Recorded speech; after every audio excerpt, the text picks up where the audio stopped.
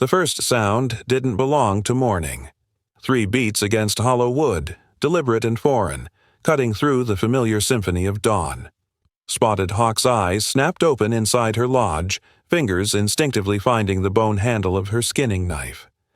Outside, the village still slept in the gray light that came before sunrise. But someone was awake. Someone was moving. Someone who wasn't supposed to be there. The sound came again. 3 measured strikes, like a woodpecker's rhythm, but wrong, somehow. Too careful. Too human. In the 34 winters she had lived beside these waters, Spotted Hawk had never heard that particular cadence from any hand in her village. The stories of ancient America before the great changes continue to unfold. Subscribe to witness more tales from the time when every stranger carried mystery, and every decision could reshape the course of history. She pressed her ear to the bark wall of her lodge, holding her breath as the pre-dawn air carried other sounds. The whisper of moccasins on dew-wet earth, the soft scrape of something being dragged, then silence that felt too complete, as if the forest itself had stopped breathing. When the sun finally broke through the canopy, painting golden streaks across the settlement, the village began its ancient rhythm. Cooking fires sent thin columns of smoke into the still air.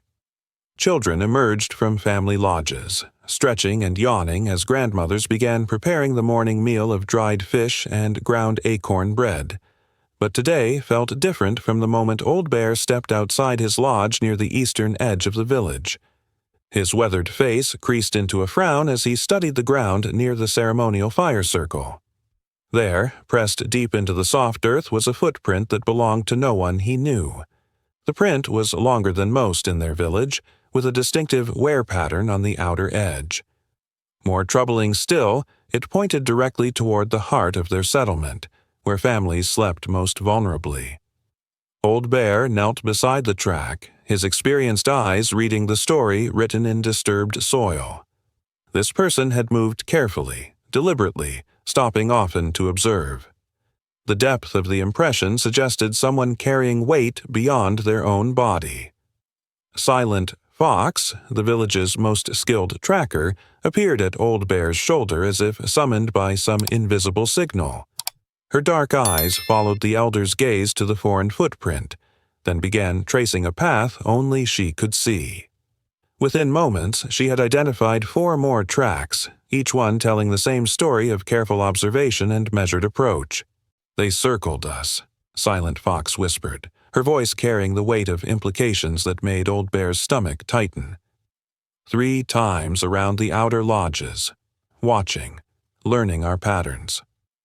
The two exchanged a glance that spoke volumes about the gravity of this discovery. In their world, unknown observers meant potential danger for every man, woman, and child sleeping trustfully behind walls of bark and hide. Word of the strange tracks spread through the village with the speed that only genuine fear could create.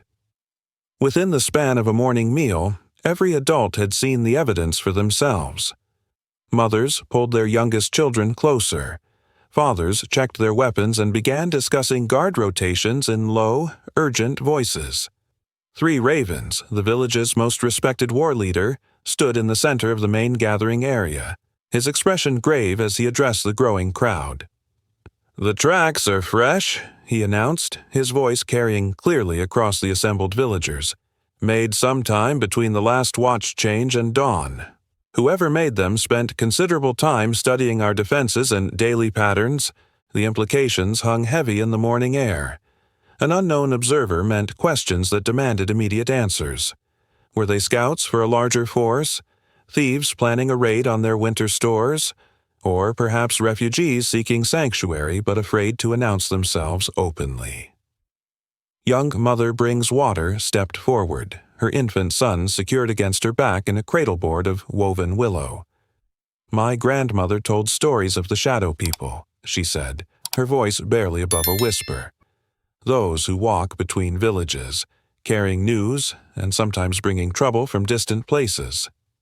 The crowd murmured at this reference to the wandering messengers who occasionally appeared in their territory. Some brought valuable information about weather patterns, game movements, or trade opportunities. Others carried warnings of conflicts brewing in distant settlements. All were treated with cautious respect until their intentions could be determined. But this morning's tracks suggested someone who had chosen concealment over proper announcement, a decision that transformed potential guest into possible threat. The formal council convened in the large lodge that served as the village's decision-making center. 7 elders arranged themselves in a precise circle around the central fire, their faces illuminated by flickering flames that cast dancing shadows on bark walls decorated with symbols of their people's history. Grandmother Weaving Moon spoke first, her aged voice carrying the authority of 8 decades of accumulated wisdom. In the time of my mother's mother, a stranger came to our sister village by the northern waters. He carried gifts and spoke of trade, but within 3 days, warriors from his tribe surrounded that settlement and demanded tribute. The story sent a chill through the assembled council members. Each had heard variations of such tales, reminders that hospitality could sometimes be repaid with exploitation or violence. Silver Otter, the youngest member of the council, shifted uncomfortably as he voiced the concern troubling many minds. But we have also heard stories of strangers who brought warnings of floods, or knowledge of new hunting grounds, or news of relatives thought lost. How do we know which type of visitor we face? Old Bear shared his examination of the mysterious tracks, describing the careful, methodical nature of the overnight surveillance. This person studied us as a hunter studies prey, he concluded. They learned our watch patterns, identified our stored food locations, and mapped our escape routes. These are not the actions of someone seeking simple shelter or trade. Yet Spotted Hawk, who had first heard the strange sounds before dawn, offered a different perspective. My nephew was lost for 6 days last autumn, when hunting elk in unfamiliar territory. When he finally found another village, he spent 2 full nights observing from the forest, afraid to approach because he didn't know their customs or language. Fear makes even honest people behave like scouts. The debate might have continued until sunset had Silent Fox not appeared suddenly at the lodge entrance, her face pale with urgent discovery. "The stranger is here," she announced, her words cutting through the council discussion like a blade through still water. "Sitting by the old oak tree beyond the spring. Waiting." The council members exchanged glances heavy with the weight of decision. This was the moment they had been preparing for, yet no amount of discussion could truly ready them for the reality of confronting an unknown person whose intentions remained completely mysterious. 3 ravens rose first, his hand automatically checking the obsidian knife at his belt. "Bring 4 warriors, but keep them at distance," he instructed Silent Fox. "We approach with strength, but not aggression." Grandmother Weaving Moon placed a restraining hand on his arm. "Bring also the talking stick and a bowl of water," she added. "If this person comes in peace, we must be prepared to honor proper customs." The short walk to the oak tree felt like the longest journey any of them had taken. Each step carried them closer to answers that could change their community's fate, for better or worse. The stranger sat exactly where Silent Fox had reported, back straight against the ancient oak's massive trunk. From this distance they could see that it was a man, perhaps 30 winters old, with hair braided in a style none of them recognized. Most significantly, his hands rested empty on his knees, visible and relaxed, in the universal gesture of peaceful intention. But it was the careful positioning that caught 3 ravens' attention immediately. The stranger had chosen a spot that offered clear views in all directions while keeping the massive tree at his back for protection.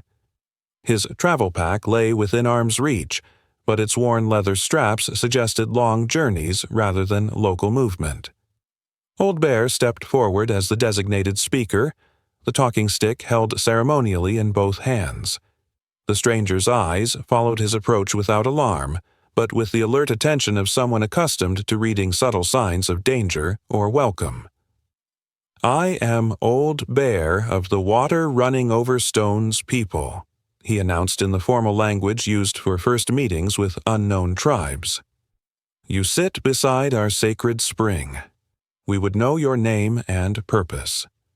The stranger rose slowly, keeping his hands visible throughout the movement. When he spoke, his accent was unfamiliar, but his words were clear. "I am called Walking Far, son of the Wind Across Meadows people, from the settlements beyond the 3-day journey to the rising sun. I seek counsel with your elders regarding troubles that may come to all our peoples."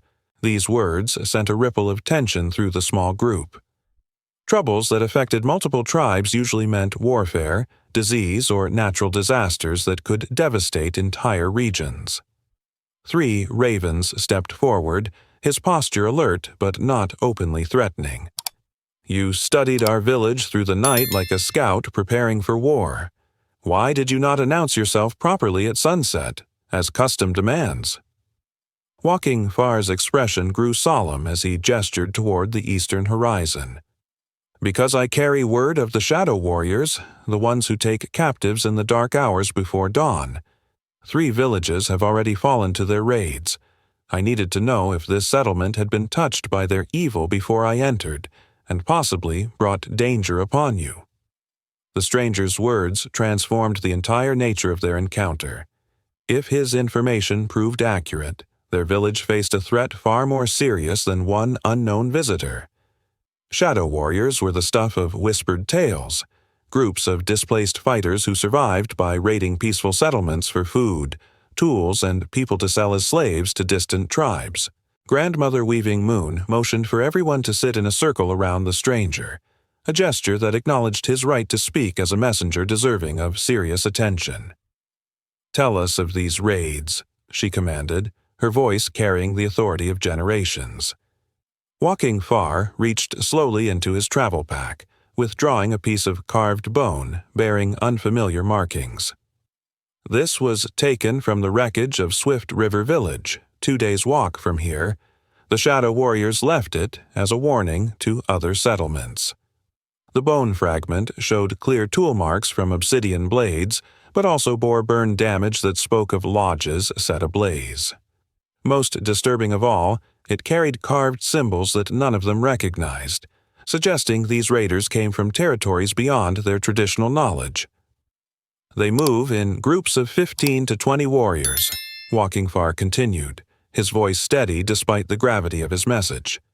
"They strike just before dawn, when families sleep deepest and guard watches are weakest. They take what they can carry and burn the rest, leaving these marked bones as warnings against pursuit." Silent Fox leaned forward intently. "How long ago did the last raid occur?" 4 suns passed," Walking Far replied. "At the village of many birch trees, half a day's travel toward the setting sun. The survivors who escaped said the raiders spoke of moving toward the great waters where fishing villages offer richer prizes." Their village sat directly on the path between the birch tree settlement and the coastal fishing communities. The implications were unmistakable and terrifying. 3 ravens stood abruptly, his mind racing through tactical considerations. "If you speak truth, these shadow warriors could reach our territory within days. But how do we know you are not their scout, sent to weaken our defenses with false friendship?" The question hung in the air like smoke from green wood. Walking Far made no move to defend himself with words, instead reaching into his pack once more. This time he withdrew a small bundle wrapped in soft doe skin.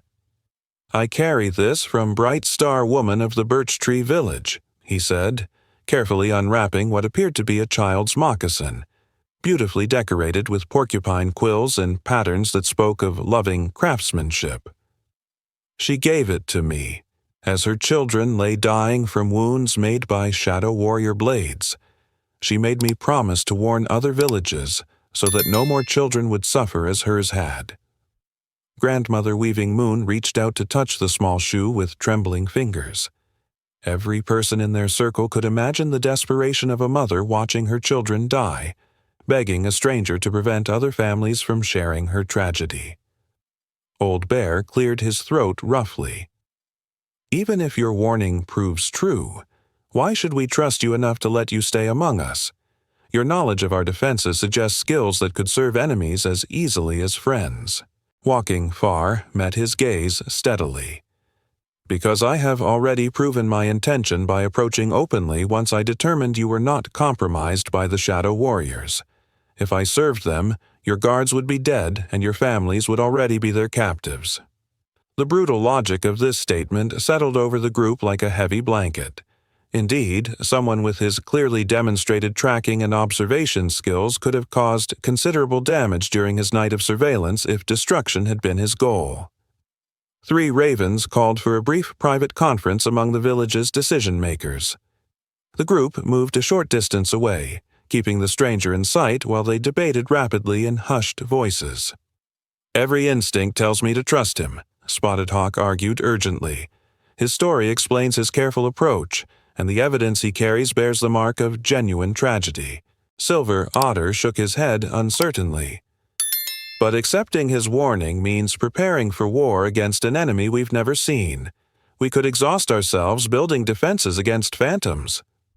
Grandmother Weaving Moon's voice cut through their debate with the clarity of absolute authority. "The choice is not whether to believe his warning. The choice is whether to risk our families on the possibility that he speaks falsely, or to prepare for danger that may never come." Old Bear nodded grimly. "A village that prepares for war and finds peace suffers only inconvenience. A village that expects peace and finds war suffers annihilation." The wisdom of these words resonated through the small group. In their harsh world, caution was often the difference between survival and catastrophe. 3 ravens made the decision with the swift certainty that had made him a respected war leader. "We accept his warning and offer temporary shelter while we prepare defenses, but he remains under constant watch until we know the truth of his words." The village transformed with remarkable speed once the council's decision was announced. Years of living with constant awareness of potential threats had taught every adult their role in emergency preparations.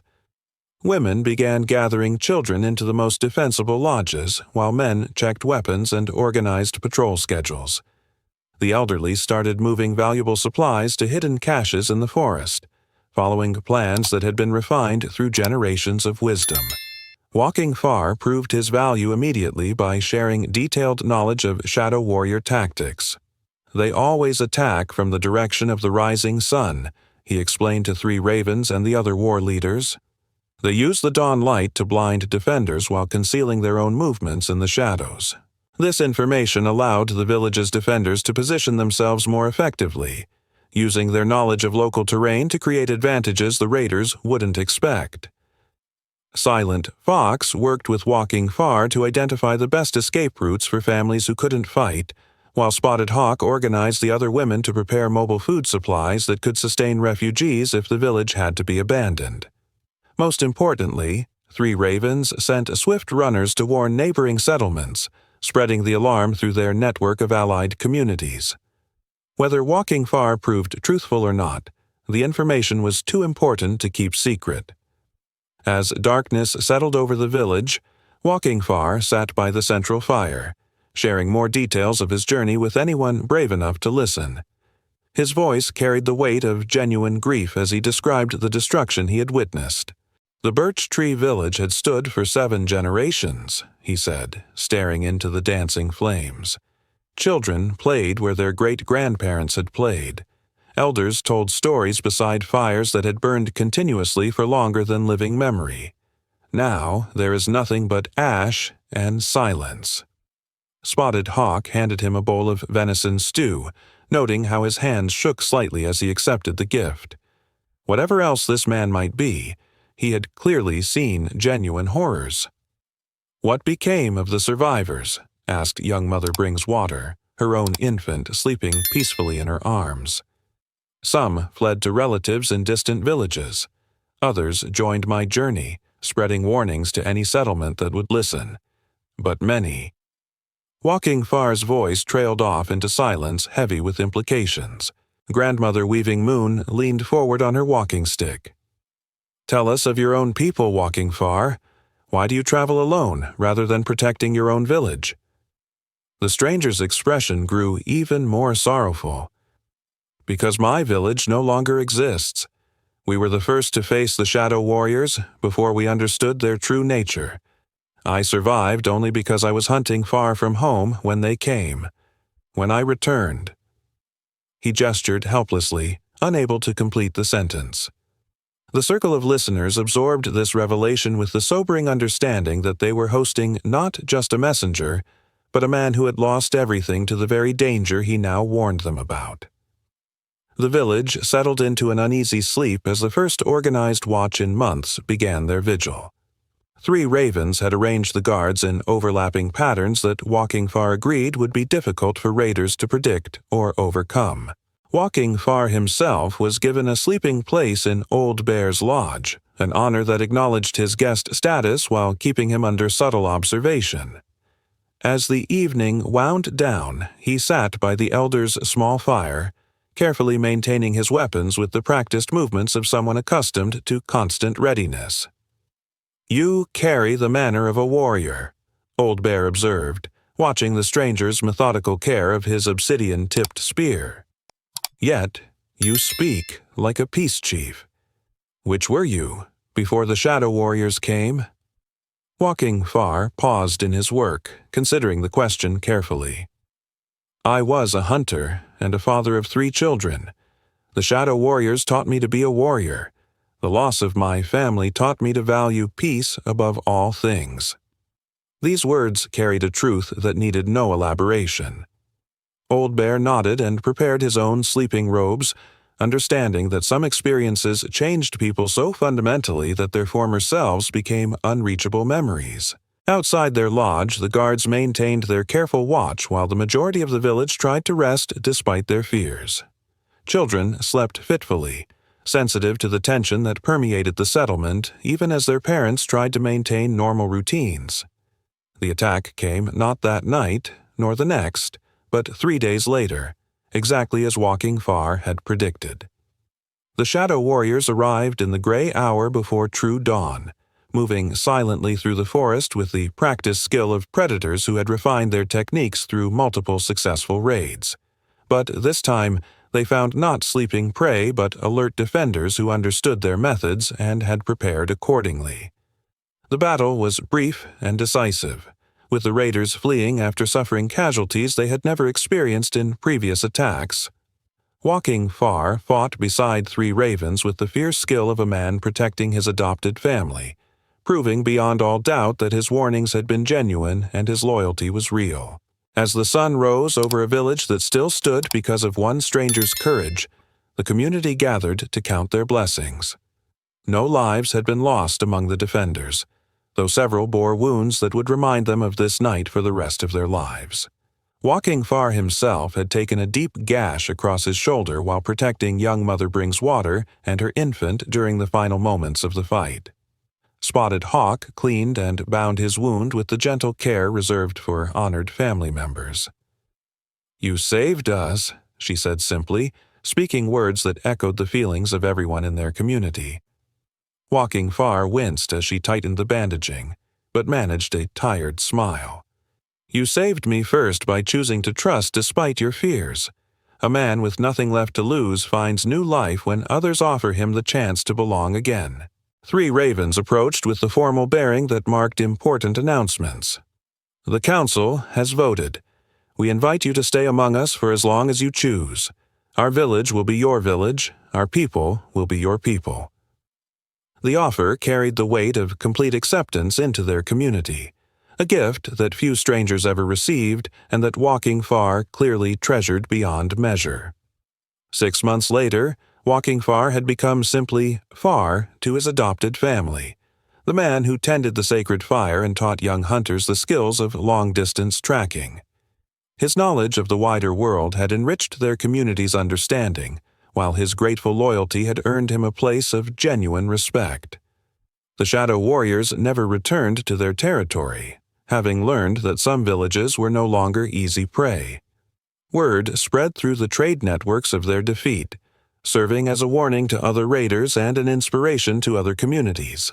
On quiet mornings, when mist rose from the water and the village began its ancient rhythms once more, Far would sometimes stand by the old oak tree where he had first waited for judgment.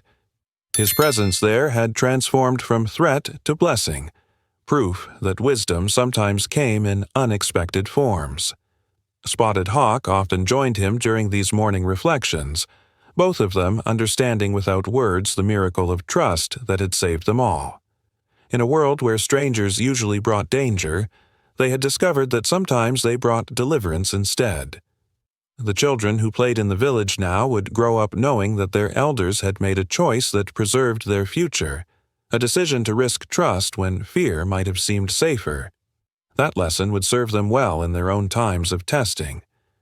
As Far watched the young ones chase each other between the lodges, laughing with the careless joy of those who sleep safely in their beds, he offered a silent prayer of gratitude to the spirits that had guided him to this place of healing. His first family was gone forever, but his second family thrived in the morning sunlight, living proof that even the deepest losses could eventually transform into unexpected gifts. The sound of children's laughter echoed across the water, carrying promises of continuity and hope into another day of life reclaimed from the shadow of fear. In the distance, smoke rose from cooking fires, marking the eternal rhythm of community life that no amount of darkness could permanently extinguish. Some strangers' footprints lead to destruction, others lead to deliverance. The difference lies not in the stranger, but in the wisdom and courage of those who choose how to respond to the unknown, walking out of the forest with empty hands and desperate hope.